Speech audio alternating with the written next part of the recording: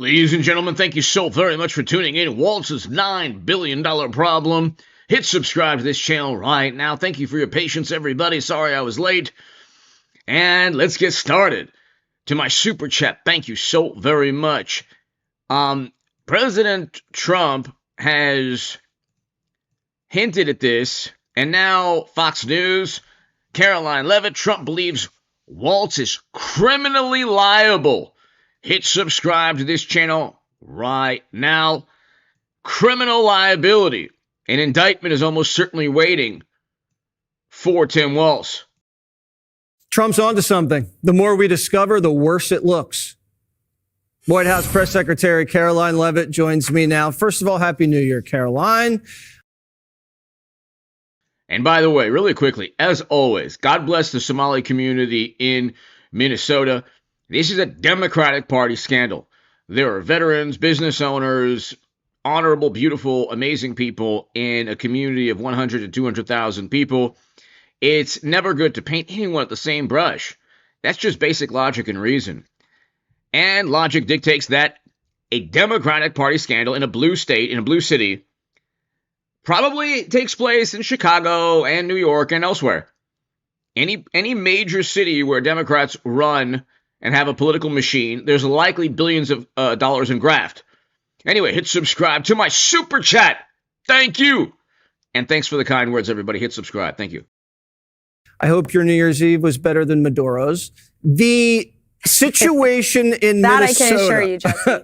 Does it surprise you what's happening with Tim Walz? Unfortunately, it doesn't. The scale of the fraud that the Trump administration, with the help of great independent journalists like Nick Shirley, is uncovering right now is surely shocking. But President Trump has been calling out Tim Walz for his incompetence and corrupt leadership for a very long time. And Trump was right about everything. This is another example of that, which is why Governor Walz is dropping out of the race for re-election today. This is a man who can no longer even win the support of the voters within his home state because his policies have failed them. And now the great people of Minnesota, a state that was once known as the land of 10,000 lakes, has been turned into the land of 10,000 Somali schemes because of their governor. And don't Again, I love Caroline Leavitt, and President Trump's administration is, President Trump's one of the great presidents in history of this country for a number of reasons. Completely altered U.S. foreign policy. That alone makes him one of the greatest U.S. presidents, but it can't be viewed as simply a Somali issue. And like I say, God bless the Somali community, and I mean that. I'm not just trying, I'm not one to virtue signal. I don't do that. I don't preach and pontificate. That's not me. But basic logic dictates that this is a Democratic Party scandal. Every time. I get it. They're trying to also publicize or market the immigration policies, which, by the way, make the country safer. And I agree with, enforcing the law. But it's not good to label it as anything other than a Democratic Party scandal. forget, this is a guy who was at the top of the Democrat Party's ticket, the number 2. He was Kamala Harris's running mate just about a year ago until President Trump crushed them last November. And it was in large part because the president was calling out this fraud. And so this has been a day one priority for the Trump administration, Jesse.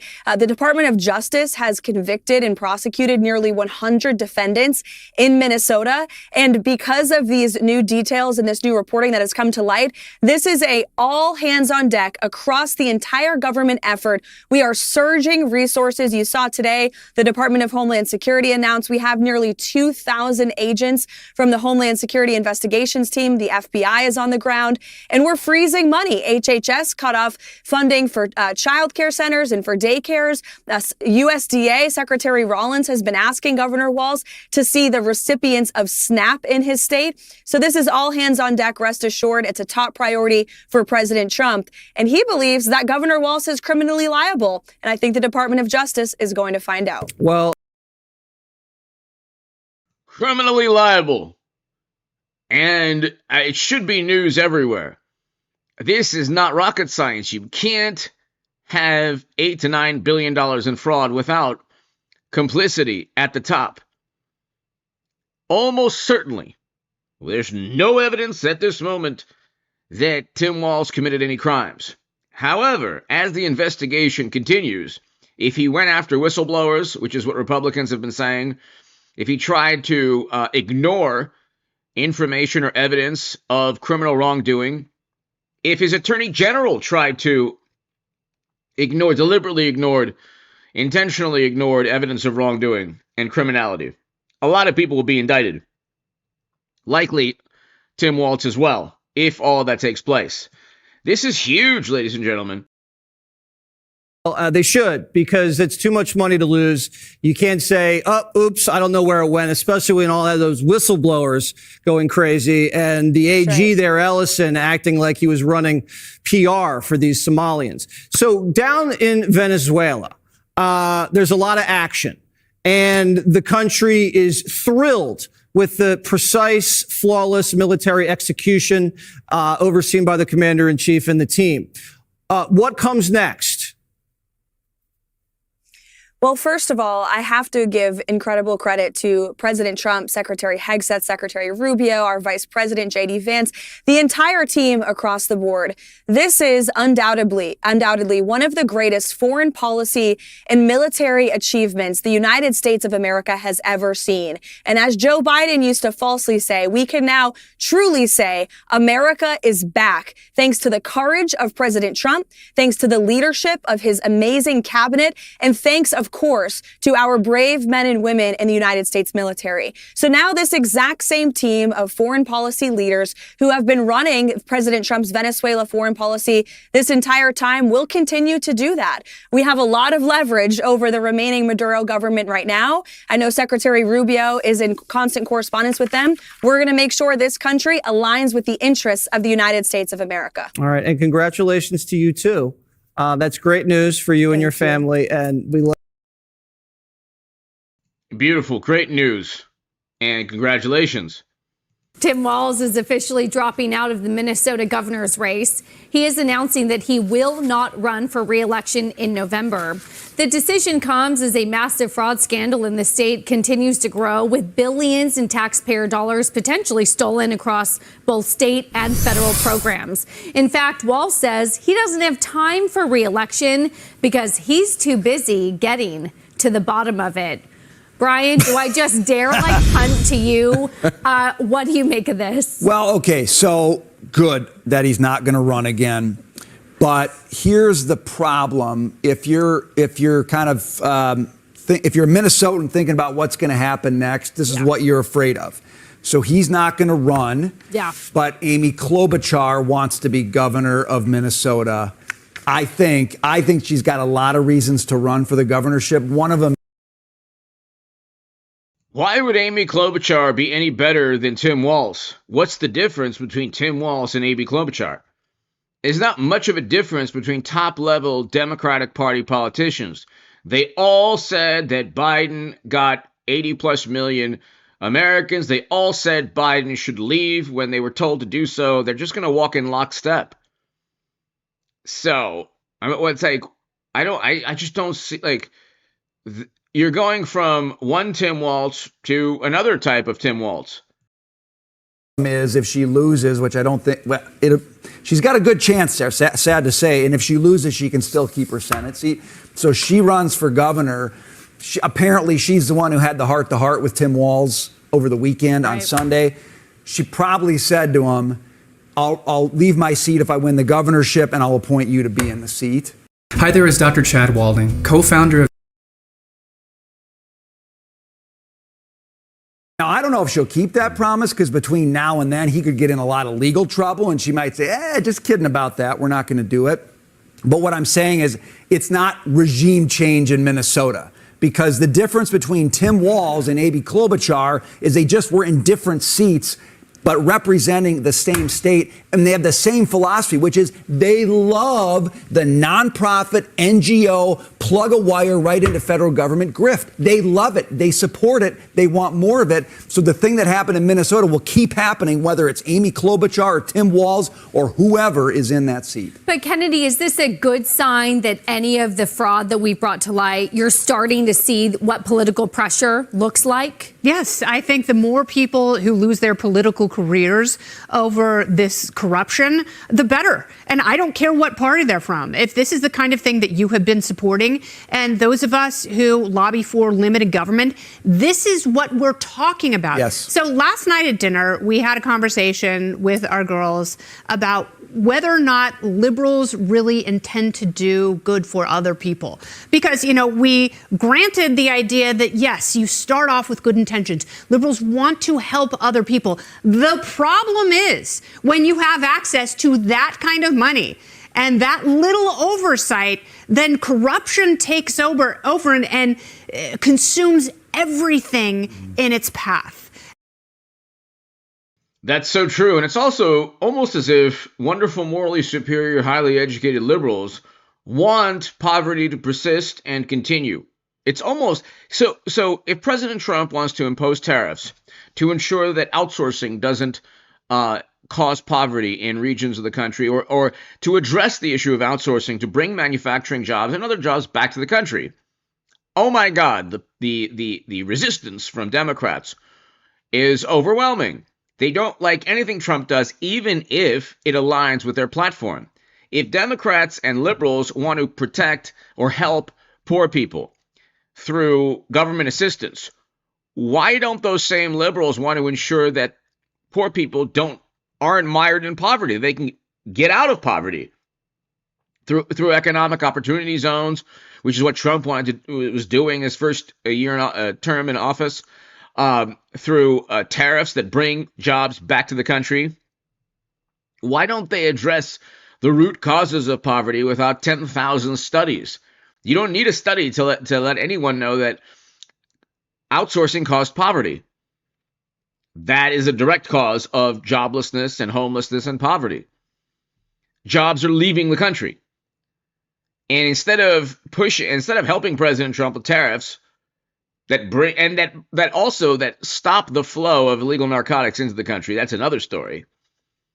But it's just like Democrats almost want the poverty. It's almost as if they want the poverty to persist so they can look in the mirror and say, "Oh, we're such good people." And that's when you have really, really bad outcomes. And the people who need the help the most are the last ones to get it. When these, insanely corrupt people who are just looking to fill their coffers, when that is their goal, the people who are disabled, the elderly, the infirmed, they're the ones who are the last to get the help. And when government grows, corruption grows with it. I think Shakespeare had a line about that. I believe it was in Othello or something. I don't like to quote the bard, but absolute power. What I love is that you're having these over family dinner conversations. We do, because this is actually something more of this and our country girls should be having. they are more than welcome to stake their own political claim. Yeah. Like whatever they want to identify as, like, I don't care. Just have a good argument for what you believe, and no one can come to the conclusion that liberalism is better for humanity by the second I named my course. firstborn after Ronald Reagan, so I kind of screwed her in life. She doesn't have a choice. She has to. Yeah. Is her name Reagan? It is. It's really Her Reagan. name's Ronald. Yeah. So, Jump in. No, look, what surprises me, gosh. I mean, this is the first time I can say anything positive about Tim Walz, right? You did the right thing. You stepped aside. That being said, why are you leaving if nothing was wrong, right? So obviously, there's more here to it. My biggest concern with all this fraud is it's easily preventable. We have so much digitization and ways to track records and see who's showing up to do different things. How does this continue at such a massive scale? It's because there's It continues because Tim Walz and others will say that, we're going to try to help people in need. And then billions go into programs meant to help poor people, vulnerable people, families. And then the graft and bribery and kickbacks and funneling of money.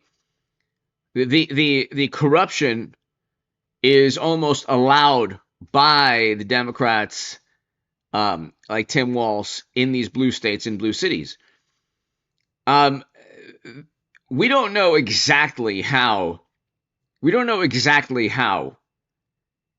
this type of money is funneled and filtered is funneled to Democrats, we can guess, we can kind of see, okay, a lot of campaigns have a lot of money to spend on consultants and legal advice and public relations and a whole bunch of, it's like an ecosystem. They all feed. Everyone in a blue state does very well financially if they're associated with a very successful Democratic, or the people around the Democratic politician do very well financially. That could be one of the issues here. We still don't know exactly how Tim Walz benefits from these billions of dollars in fraud. But the political party potentially benefits with votes. Okay. Maybe there's just no emphasis on finding corruption because the fact that there's political capital in funding programs, maybe that's just enough to look and not, and give tacit approval to all the corruption. You can look and read like Tammany Hall. There's something called Honest Graft. There was a book called The Plunkett of Tammany Hall.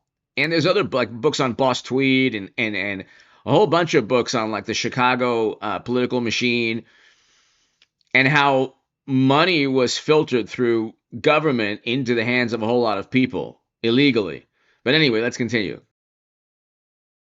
There's too many people involved, right? And if we start digging in and providing transparency and shining light into all these government programs, we're going to find more and more fraud. But I think this is a necessary first step. I hope he gets the book thrown at him for everything that's done. If allegedly it's true and he had oversight of it, you're responsible. Everything rolls up to the top in a public company to the CEO. If you're governor, it's going to roll up to you too. I'm doing a no-look pass over to Dagan on this, but I just want to make raise the question. Is it about the fact that government's not efficient enough and should be doing its job better? Or is it just about the government's doing too much, it's too big, the pot of money is too huge, and crooks will find a way? Because I tend to think it's politicians like Tim Walz doing everything possible to ignore the corruption. We don't really know exactly. That's where the plausible deniability comes. How does Tim Walz and how do they benefit from the corruption, the billions lost in taxpayer dollars? We don't know exactly how they benefit. We can speculate if indeed they benefited at all. It's not about government needs to be more effective. I think government just needs to be smaller and do less. But Dagan, I kick it your way. And they will never, liberals, Democrats, rein in that excessive spending or spend it well and wisely, because their aim is just to run a grift and cater to people who will vote for them. Right. Like the recklessness is the game. And I point back to Republicans that the Republican Party used to be the party of small government. Right. And they are not. Amen, Not in sister. any way, shape, or form. And the COVID spending was part of it, but just look at the reticence in the One Big Beautiful Law to reduce the growth of Medicaid. That it was like pulling teeth and toenail to slow the runaway spending of Medicaid. Yep. And you talk about like reducing the size of anything, and these Republicans lose their minds, Josh Hawley and his ilk. I just want to leave you with this. This is something that Michael Malice. But here's the thing, when you have poverty, or when you have people who need Medicaid or who need SNAP, it's very difficult to run on, even if there's rampant corruption, even if there's welfare fraud, it's very difficult to run and get votes stating, well, Democrats allow billions in taxpayer dollars being funneled to criminal activity. Okay, That's really bad. But so is the possibility of people suffering or going hungry. That's also bad. So you have to start indicting people at the top if you're President Trump's DOJ. That has to happen for Russiagate, for this fraud, a whole bunch of things. Unless Pam Bondi, she will. I think Pam Bondi will in 2026. But that has to happen, or else President Trump, I mean, this has a different topic altogether. If President Trump, and again, he could never have known this, and Pam Bondi could never have known, had they started indicting, and I guess they couldn't have done so, because the Russiagate grand jury was in Florida, and all of that's taking place in January. But there needed to be a special counsel, some kind of public investigation of what took place in Butler, Pennsylvania. Had President Trump done that, one of his first executive orders or first things in office, I think potentially Charlie Kirk would be alive today. Again, it's not President Trump's fault. Nobody's. The only person who's at fault is the individual who's allegedly the shooter. And any people who potentially worked with that individual, the FBI almost certainly knows. But there has to be accountability. What President Trump is doing on the world stage, domestically, tariffs, a whole bunch of things, enforcing immigration laws, he's saving this country from ceding autonomy to multinational organizations, corporations in other countries, a whole bunch of things. Hopefully, what happens with the quote unquote, with the law enforcement, foreign policy, military operation, hopefully that works out. I'm not a fan of that type of regime change, but if President Trump can make it work, it will be, a success, hopefully, for Venezuela and for us. But there has to be accountability. I mean, so many bizarre, outlandish, preposterous things have taken place the past 10 years. And I think 2026 is the year that a lot of this is a political, quote-unquote, reckoning. That's the way Democrats like, the word they like to use, except that leads to like billions in damage. But anyway. Over the weekend, nothing is as expensive as a free government program. Yep. And this nation is not in a position where we can continue to spend like this and allow the liberal thieves like those in Minnesota to ship our borrowed dollars to parts unknown. Right. Don't you think if Prince were alive, this never would have happened? I'm with you, Brian, though. I'm not sure Klobuchar is any better. We'll have to see. Definitely not. There is a line in the TV show Veep that is allegedly based on an incident that happened with Amy Klobuchar. She notoriously treated her staff poorly. Mm-hmm. And it is about Amy, the Veeps and the president's aide having to dry shave her legs under her desk. Can't wait. And so close to bedtime, the nightmares. It's like unbelievable, the nightmares that could, result from hearing that. This is Tim Walz. He's a good person. Tim Walz is a good salt of the earth Minnesotan.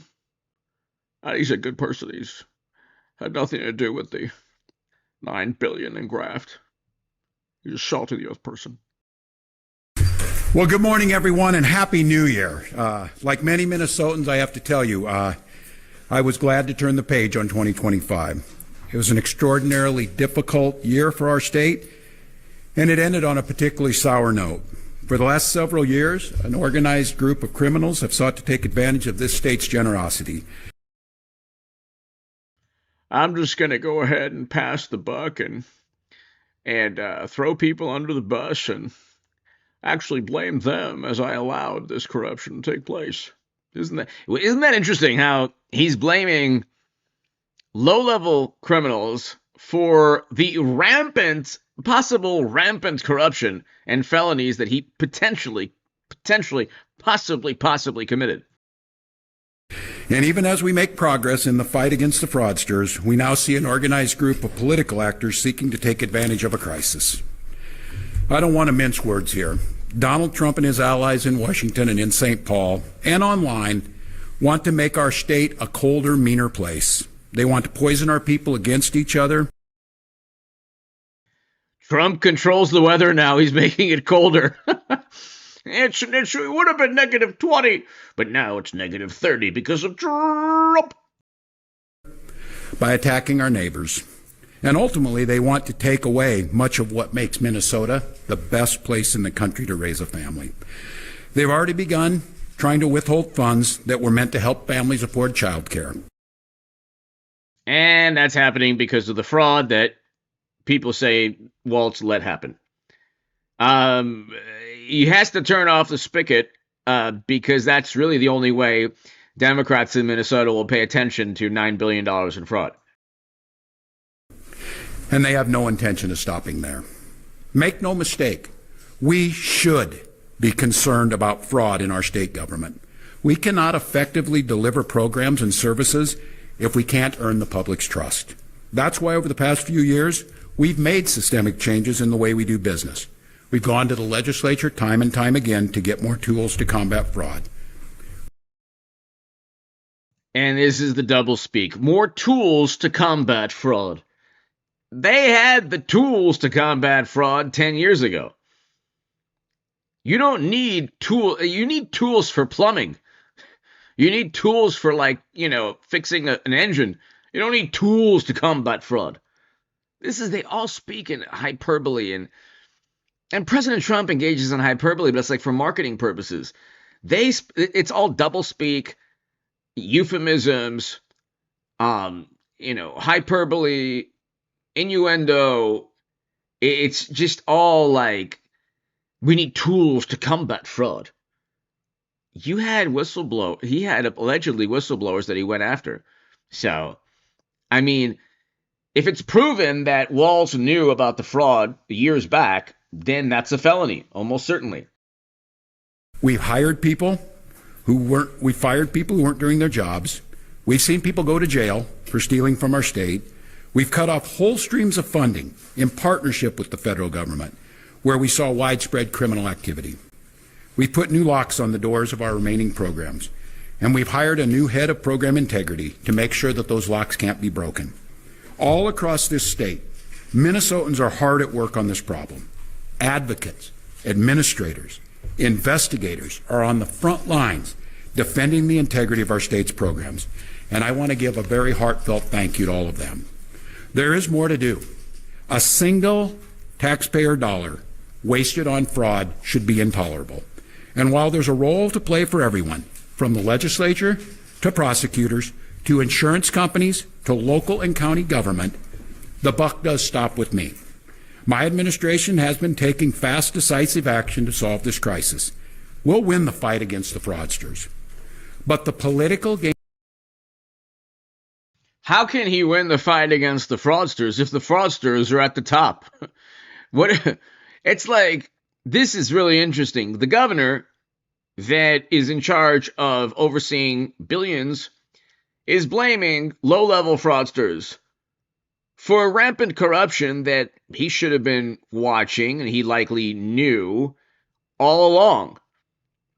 I mean, talk about a scapegoat. And okay, I don't agree with labeling it anything other than a Democratic Party problem, but notice the subliminal here. Tim Walz is blaming the citizens who engaged in fraud. No different from the Republican talking points pertaining to this. Gamesmanship we're seeing from Republicans is only making that fight harder. We've got Republicans here in the state legislature playing hide and seek with potential whistleblowers. That the whistleblowers allegedly were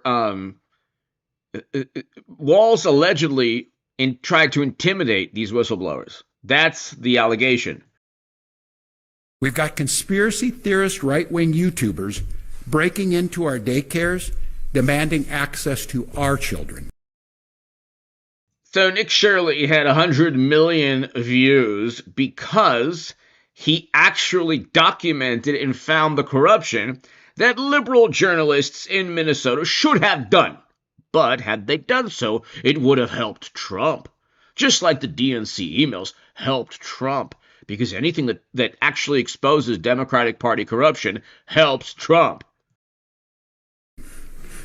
We've got the President of the United States demonizing our Somali neighbors and wrongfully confiscating funds.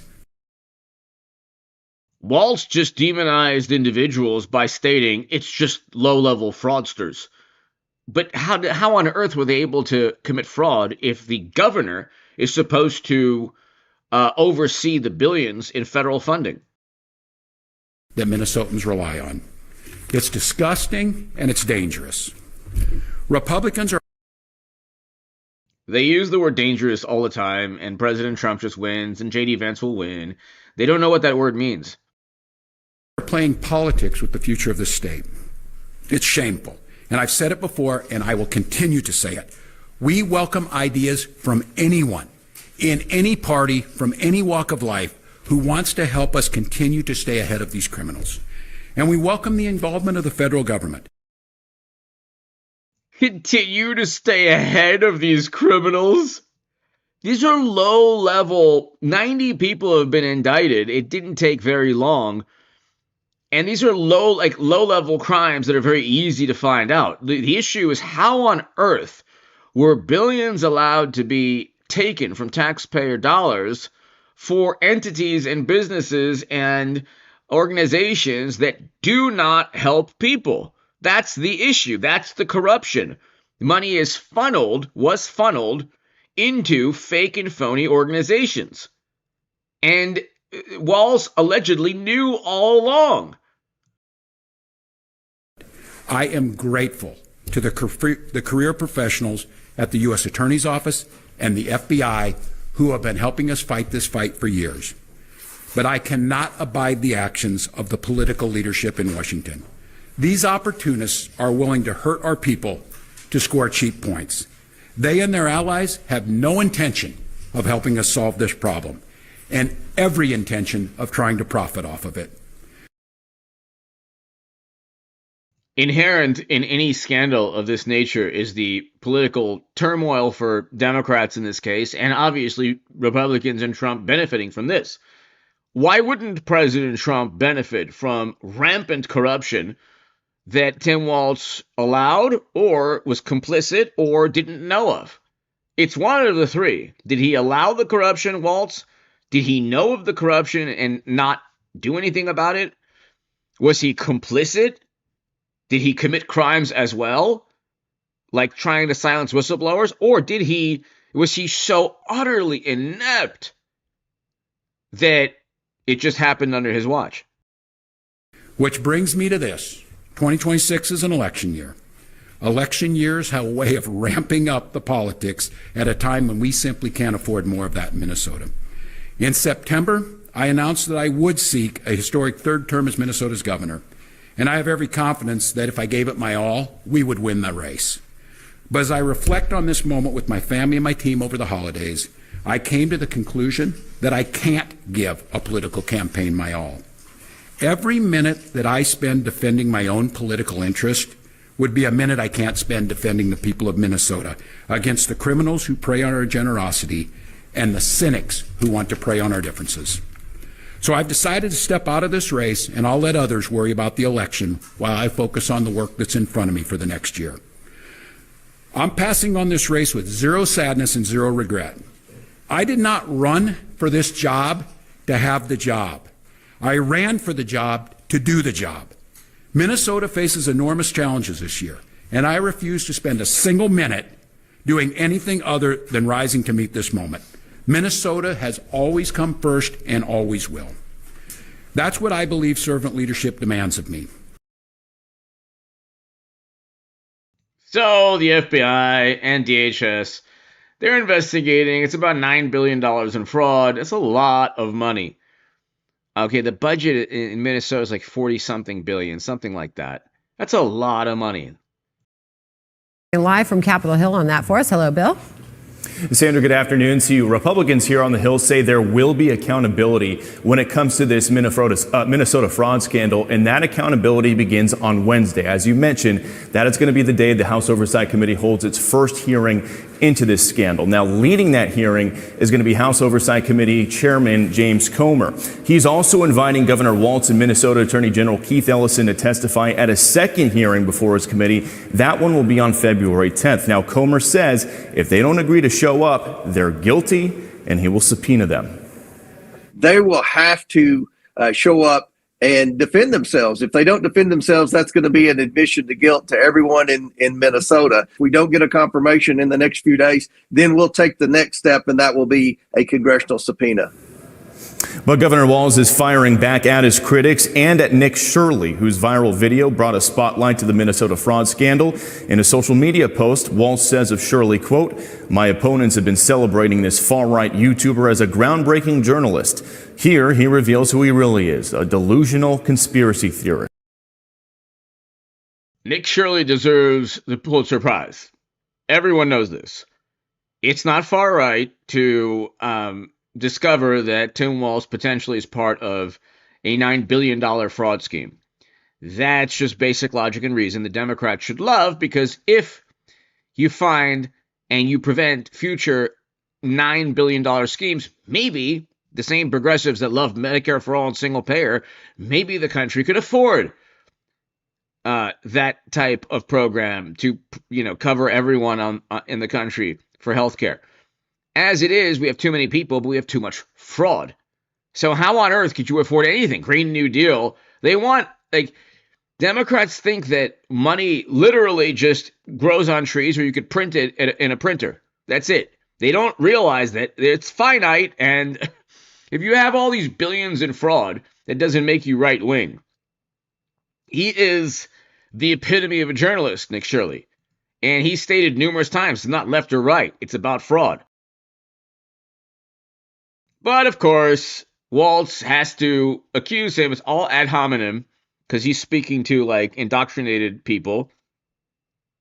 He's not actually explaining or forming an argument. Well, according to Tim Walz, why is Nick Shirley a conspiracy theorist or right-wing YouTuber? What did he do? Oh, that's right.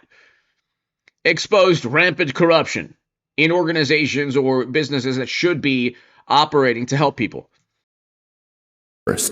Well, Congresswoman Nancy Mace, a member of the House Oversight Committee, replied to Governor Walz, saying in part, quote, "Looking forward to asking you about delusional conspiracy theories next week. You prepped yet?" And then she tags Governor Walz. Now, Republican House Majority Whip Tom Emmer has called for Somalis involved in the Minnesota fraud to be denaturalized and deported. He says the numbers speak for themselves. It's not that all Somalis are criminal. It just so happens to be that, for instance, the 250 million feeding our future pandemic scandal, the largest in the country. 90% of the people indicted, and now I think 60 of them have been convicted, were from the Somali communities. But Democratic Congresswoman Debbie Wasserman Schultz says all of this is just a distraction. This is nothing more than a distraction. Donald Trump has no credibility when it comes to fighting fraud. No credibility, except he's a two-term president. And Debbie Wasserman Schultz, let's see, in 2016, resigned from the DNC. Why did she resign? Oh, that's right. Because emails showed that they were cheating Bernie Sanders.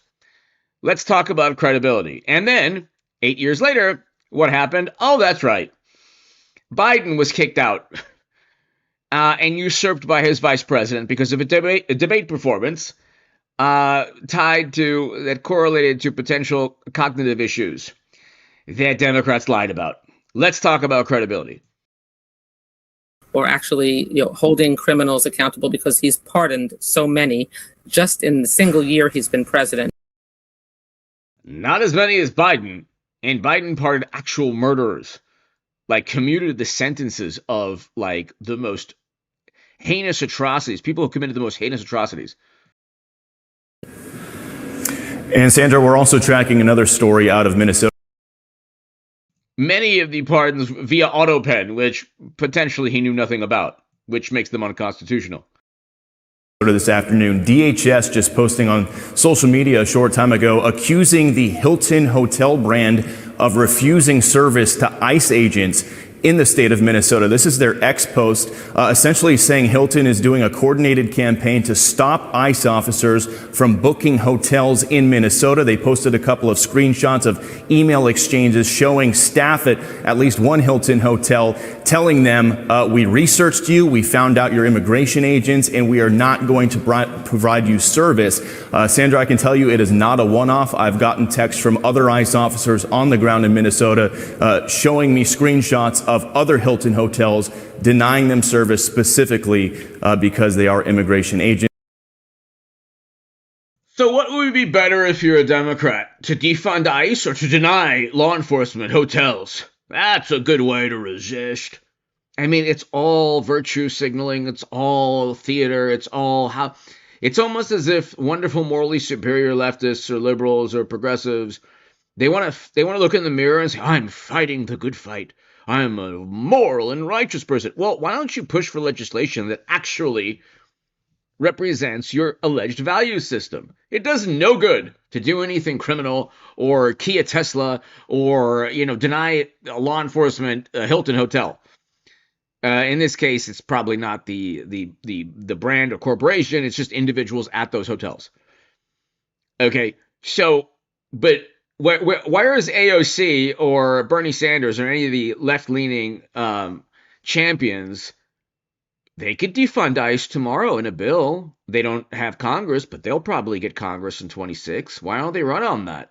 Because they would lose. It's not popular. They just want to create hysteria. They don't want to actually, run on legislation. They want to create as much hysteria as possible. This way they can straddle the fence and they could say, well, we don't like what they're doing.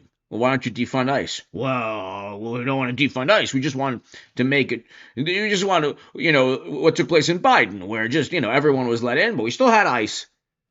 So it's like, what do they actually stand for other than just creating hysteria?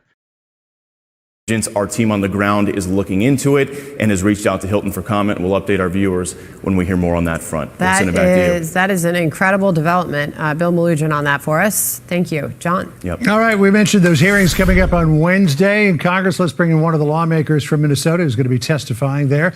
Republican Minnesota State Representative Walter Hudson. Representative Hudson, thanks for being with us, spending time this afternoon. I wanted to play just a little bit more of what Governor Walz said in his farewell address just a couple of hours ago. Listen to what he said here.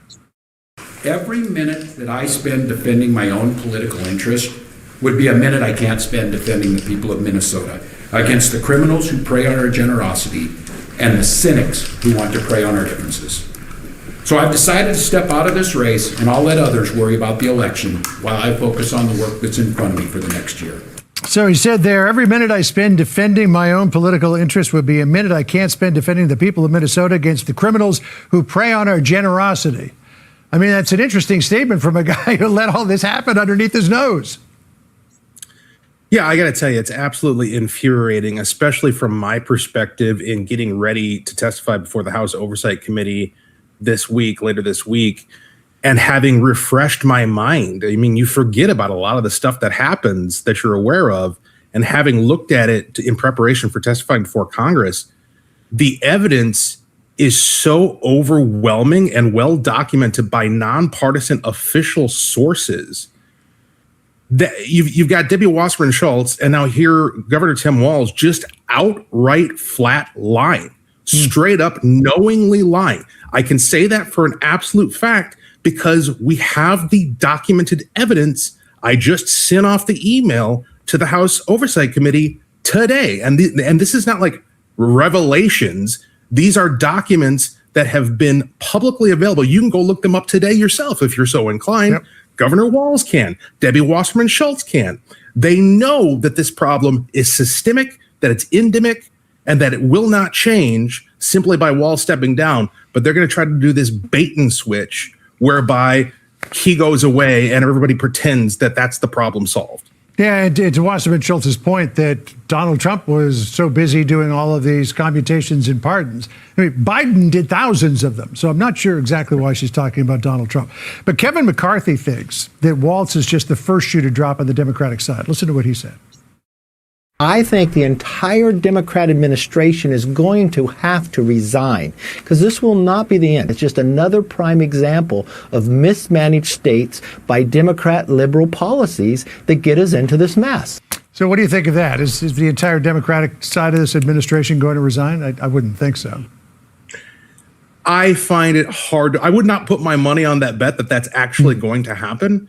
But would it be morally justified and the honorable thing to do? Absolutely. And I think when we roll out the details of what's taken place here in Minnesota, and now, of course, we're learning that it's happening in other states as well, and that this has become a model, a business model to commit fraud against the American taxpayer and the taxpayers in these different states, I think people are only going to get more and more infuriated. And I don't think they're going to be satisfied with one governor no longer running for re-election. Yeah. Donald Trump suggested in a Truth Social post a few minutes ago that Walz may have to leave office early. Do you think as this piles up that he may have to step down? Well, I wonder if there isn't some subtext to that. The idea that he may have to step down early because he has no choice. I'll leave it at that. Suffice it to say, there are rumors that there's more going on here behind the scenes than we currently know. And perhaps an indictment. I mean,